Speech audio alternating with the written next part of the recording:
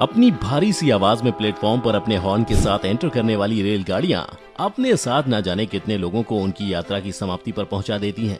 लेकिन इस यात्रा को पूरा करने के लिए ये ट्रेन जिन लोहे की पटरियों का इस्तेमाल करती हैं, असल में वो पटरियां ही इस यात्रा के लिए सबसे बड़े रोल में नजर आती हैं। क्योंकि इतनी बड़ी रेलगाड़ी धरी की धरी रह जाएगी अगर ये पटरियां ना होती।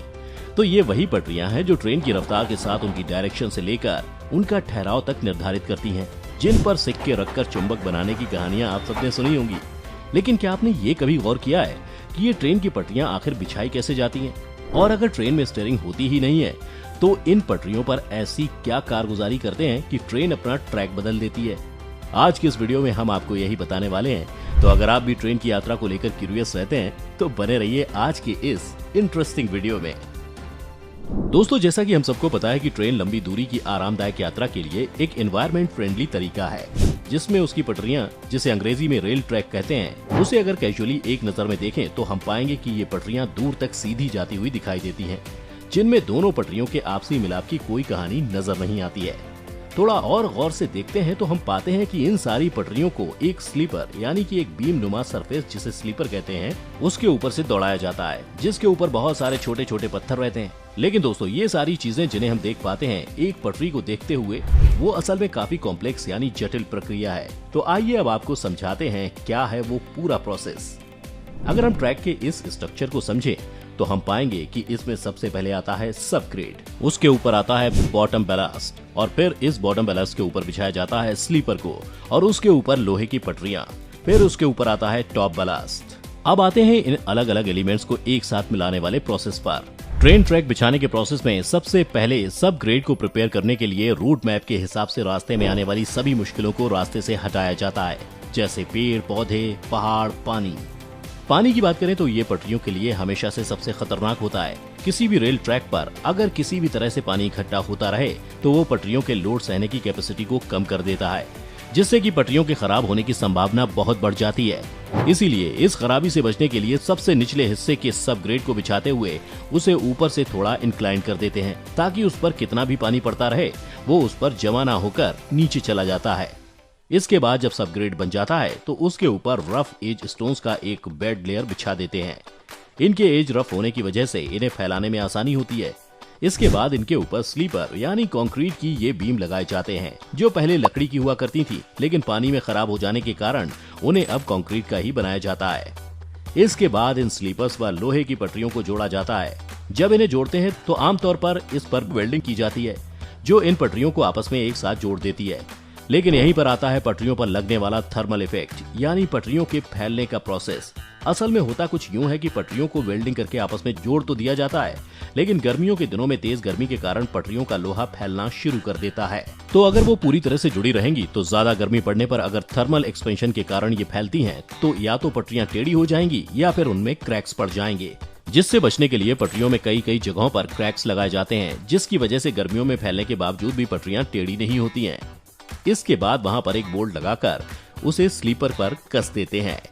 अब इतना कुछ हो जाने के बाद इन बिछी हुई लोहे की पटरियों को पूरी तरह से पैक कर देने के लिए इनके ऊपर बैलेट्स बिछा देते हैं, जो कि ये छोटे छोटे रफ एज स्टोन्स होते हैं। ऐसा करने के बाद इन पटरियों की लोड सहने की कैपेसिटी अपने आप बढ़ जाती है।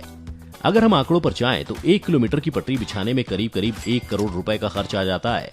लेकिन ये सिर्फ मैदानी इलाकों में पटरी बिछाने की कीमत है। अगर हमें पहाड़ी इलाकों में पटरियां बिछानी है तो ये कीमत और ज्यादा बढ़ जाती है। इसके अलावा अगर हमें ट्रेन की पटरियों के साथ ही इलेक्ट्रिसिटी को भी गुजारना होता है तो पटरियां बिछाने जितना खर्चा ही बिजली के तार और पोल खड़े करने में भी लग जाता है।